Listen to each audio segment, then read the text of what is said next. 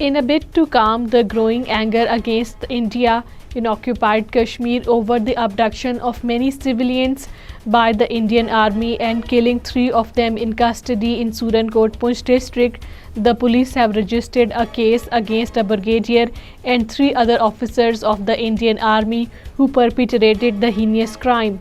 According to Kashmir Media Service, it was however learned that the Indian Army, as it has been doing in the past, has transferred the culprit officers including the said brigadier to somewhere else inside India to save them from any legal action. All parties Hurriyat Conference paying tributes to the founder of Pakistan Quaid-e-Azam Muhammad Ali Jinnah on his birth anniversary today said Quaid-e-Azam Muhammad Ali Jinnah was determined to go to any extent for the freedom of Kashmir.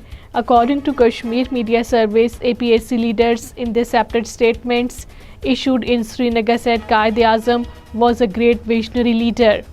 Posters have appeared in occupied Kashmir saying that New Delhi's illegal occupation and its state terrorism has worsened the daily life of the Kashmiris.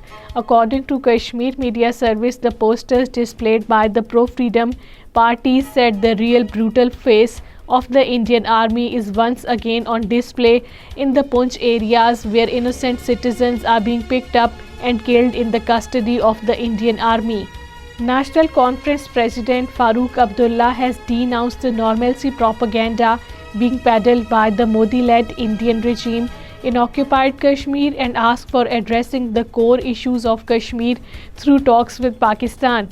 According to Kashmir Media Service, talking to the media persons on the sidelines of an event in Srinagar, Farooq Abdullah said, "Militancy is alive in Jammu and Kashmir and it cannot be finished by the use of military or police."